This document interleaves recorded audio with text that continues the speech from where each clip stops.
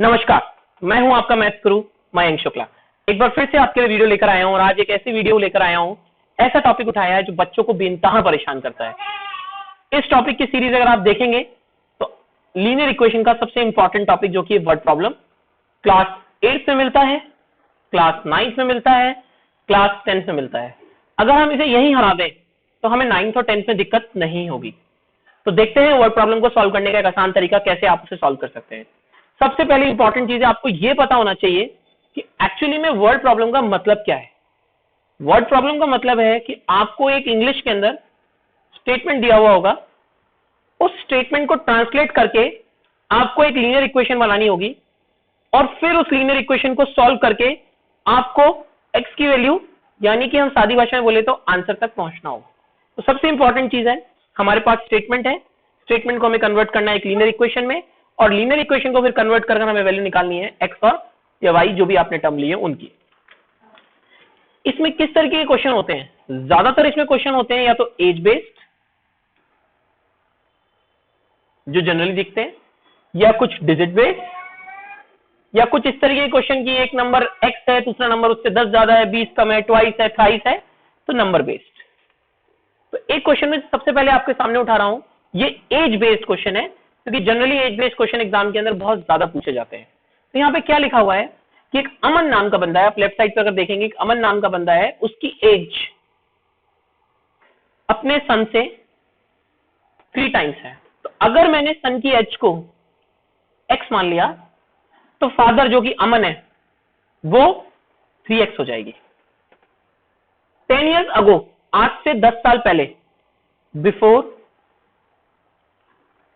10 years, तो दोनों की एज जो भी आज प्रेजेंट एज है, this is the present age, this is the present age, दोनों की जो भी प्रेजेंट एज है उसमें से 10-10 माइनस हो जाएगा। तो अमन की एज तो 3x - 10 और सन की एज x - 10। उस वक्त इनकी एज में क्या रिलेशनशिप था? जो फादर था वो 5 टाइम्स था, तो मतलब this is equal to 5 time of son age. एक बार फिर से समझाते हैं सेम कॉन्सेप्ट को थोड़े से हल्के तरीके से और आसान तरीके से। एक बात चल रही है आज के समय की, प्रेजेंट टाइम की करंट सिचुएशन P, दूसरी बात चल रही है आपके पीछे भूतकाल की, बिफोर 10 years। प्रेजेंट में एक है मिस्टर सन जो कि है अमन, सॉरी फादर जो कि है अमन, और एक है उनके बेटे। बेटे की एज को हमने x माना। क्वेश्चन में दिया हुआ है according to the question the age of the father that is Aman is 3x। अब अगर हम 10 साल पीछे चलें, टाइम मशीन में बैठे और 10 साल पीछे चले जाएं, अगर मेरी आज मेरी एज 30 है तो आज से 10 साल पहले कितनी थी? 30 - 10 20। तो मेरी अमन की एज कितनी हो गई? 3x - 10। और सन की एज कितनी हो गई? x - 10। क्योंकि हमने क्या किया, दोनों की एजेस को 10 साल पीछे कर दिया। अब क्वेश्चन में क्या कहा हुआ है? According to the question father age is 5 times of sons age. तो फादर की एज 10 साल पहले रहने वाले फादर की 3x - 10 और सन की एज x - 10। अब एक सिंपल सी रूलिंग है कि ब्रैकेट से कोई भी चीज मल्टीप्लाई होगी तो वो दोनों के साथ मल्टीप्लाई होगा, ये 5 दोनों के साथ मल्टीप्लाई होगा। तो 3x - 10 इक्वल्स टू -50। यहां पर आप सॉल्व करेंगे और x की वैल्यू तक पहुंचेंगे। देखिए बहुत इंपॉर्टेंट है, वीडियो रिकॉर्ड्स का क्या फायदा है कि आप बार बार मुझे पीछे ले जा सकते हैं और प्ले कर सकते हैं। तो वापस से देख लीजिए, अगर कोई भी डाउट आ रहा है घबराइए मत, वर्ड प्रॉब्लम बहुत ही आसान होती है। अब इस इक्वेशन को सॉल्व करेंगे, लाइक टर्म्स वाला कॉन्सेप्ट 7th क्लास में आपने पढ़ा है, 8th क्लास में आपने पढ़ा है। जो एक जैसे टर्म्स होते हैं वो एक साथ रहते हैं। तो 50 ने जंप करके इस तरफ जंप लगाया और ये 3x जंप करके उस तरफ चला गया। टाइम चेंजिंग करनी पड़ेगी, वैल्यू आ गई 2x = 40, x की वैल्यू आ गई 20। ये निकली है प्रेजेंट एज ऑफ सन। सन की प्रेजेंट एज आ गई हमारे पास 20। तो फादर की प्रेजेंट एज क्या होगी? फादर्स प्रेजेंट एज, फादर की प्रेजेंट एज क्या होगी? 3x। तो 3 × 20 आंसर आ गया 60। मतलब जो बेटा जी हैं वो 20 साल के थे, 20 साल के हैं आज के समय में, और जो फादर जी हैं वो आज 60 साल के हैं। तो एज पे बेस्ड क्वेश्चन जनरली इसी तरीके के आते हैं। तो आप बने रहिए इन वीडियोस के साथ में, जितना बार बार देखेंगे उतना आपको कॉन्सेप्ट क्लियर होगा। एक और चीज मैं आपको बताना चाहता हूं, जब आप घर पर ऑफलाइन स्टडी कर रहे हैं और आपके सामने वर्ड प्रॉब्लम है, तो जो आपको इंपॉर्टेंट वर्ड्स लगते हैं अपने क्वेश्चन के अंदर उनको अंडरलाइन करिए। इसी क्वेश्चन को देखते हैं लेफ्ट साइड पर, Aman age is 3 times of his son age. तो यहां पे मुझे लग रहा है कि ये जो 3 टाइम्स लिखा हुआ है ये वाला वर्ड इंपॉर्टेंट है, इसको अंडरलाइन कर लीजिए अपनी बुक के अंदर। कोई प्रॉब्लम नहीं है, मैथ्स की बुक को गंदा कर दीजिए। दूसरी बात, 10 इयर्स अगो, एक और ही मुझे इंपॉर्टेंट वर्ड लग रहा है 10 इयर्स अगो, ये भी इंपॉर्टेंट वर्ड है, इसको भी अंडरलाइन कर लीजिए।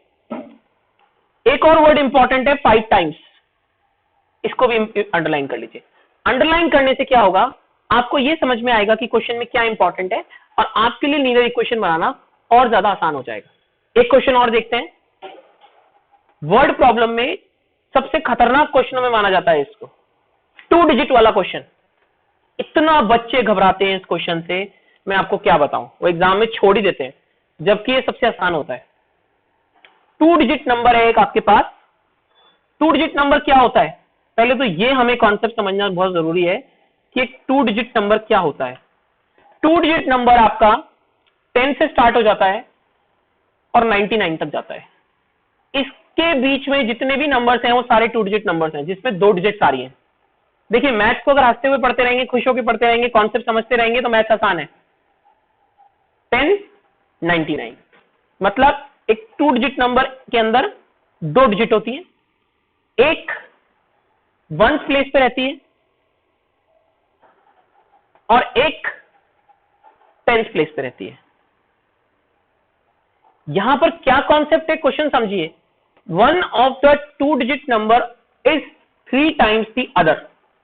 एक 2 डिजिट में से एक नॉर्मल है और एक उसकी 3 टाइम्स है। तो हम इस वाली को x मान लेते हैं, वंस प्लेस वाली को, तो टेंस प्लेस वाली क्या हो गई 3x। मैंने कोई मेरे मन से नहीं लगाया कॉन्सेप्ट, क्वेश्चन में लिखा हुआ है उसको पढ़ा है और सिंप्लीफाई करा है। क्या लिखा हुआ है क्वेश्चन के अंदर, मैं यहां लिख रहा हूं स्टेटमेंट बाकायदा, मैंने आपको कॉन्सेप्ट बताया कि अंडरलाइन करिए। One of the 2 digit number is 3 times the other. मतलब जो एक 2 डिजिट नंबर है जिसके अंदर 2 डिजिट्स हैं, उनमें से एक डिजिट दूसरी डिजिट की 3 टाइम्स है। तो अगर एक को x माना तो दूसरे को 3x माना। यहां तक का कॉन्सेप्ट नोट डाउन कर लीजिए। कमेंट बॉक्स के अंदर यहां तक की जो क्वेरी है प्लीज लिखिए, मुझे तभी समझ में आएगा, तभी मेरे वीडियोस इंटरेक्टिव बन पाएंगे जब आप कमेंट में मुझे कुछ लिखेंगे। अगली बात देखते हैं, अगर नॉर्मल लैंग्वेज के अंदर जो लोग लिख नहीं पाए हैं वीडियो को वापस ले जाइए, आपके गुलाम है वीडियो, जितनी बार देखिए। तो हमने क्या करा, let the ones place digit be x। जब मैं खुद स्कूल के अंदर पढ़ता था मुझे सबसे मुश्किल वर्ड प्रॉब्लम लगती थी, बट आज जब मैं पढ़ाता हूं मुझे लगता है ये सबसे आसान है। उस वक्त हमने इतना ढंग से ध्यान ही नहीं दिया। Let the ones digit be x, ones place digit be x and the tens place digit, क्योंकि क्वेश्चन में लिखा हुआ है x एंड 3x। मैं 5 सेकेंड रुका हूं, आप नोट डाउन कर लीजिए आराम से। एक 2 डिजिट नंबर है जिसके अंदर 2 डिजिट्स हैं, एक वंस प्लेस है एक टेंस प्लेस है। यहां पर जो रहता है वो x है और यहां पे जो रहता है वो 3x है। बिल्कुल आराम से कर सकते हैं, कोई जल्दी नहीं है। अगली बात देखते हैं क्वेश्चन के अंदर, if they interchange their place.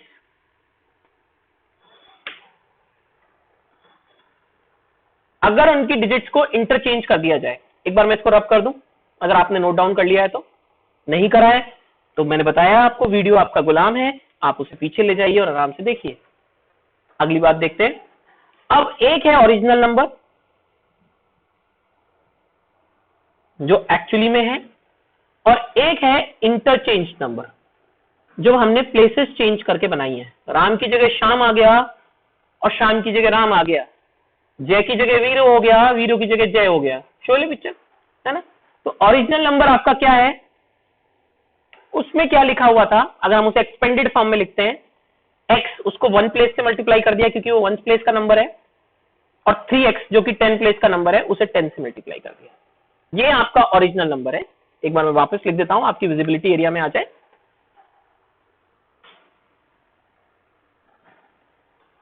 बहुत ही समझने वाली बात है, यहां पर क्या किया गया है कि जिसकी 10 प्लेस थी, नंबर क्या था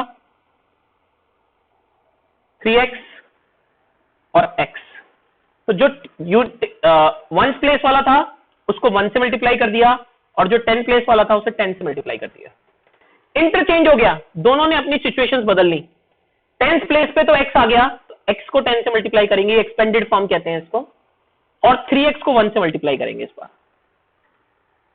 क्लियर है? तो आपके पास original number and interchange number. Question के अंदर क्या लिखा हुआ है कि ओरिजिनल नंबर को इंटरचेंज नंबर के साथ जब ऐड किया गया, मतलब इन दोनों को जब ऐड किया गया, तो आंसर आया 88। थोड़ा इसको और रिफाइंड वे में लिखते हैं।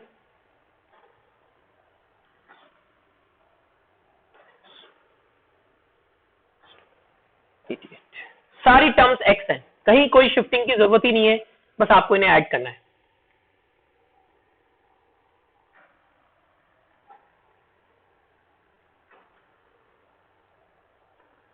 x की वैल्यू आ गई यहां पे 2, x की वैल्यू 2 आ गई। मैं फिर से पॉज लेता हूं, और यहां पे हम समझते हैं कि हमने किया क्या है, सिंपल मल्टीप्लीकेशन किया है, x की टर्म्स को ऐड किया है, 44 को साइड शिफ्ट किया है, 88 डिवाइडेड बाय 2 किया है।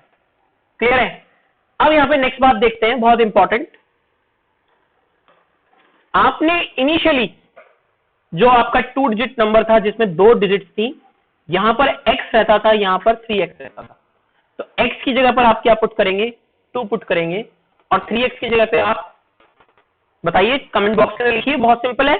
3 इंटू 2, सॉरी, यहां पर आप 2 पुट करेंगे, और यहां पर आप 3 इंटू 2 6 पुट करेंगे, तो आपका नंबर आ गया, एक्चुअली में आपका 2 डिजिट नंबर क्या है 62।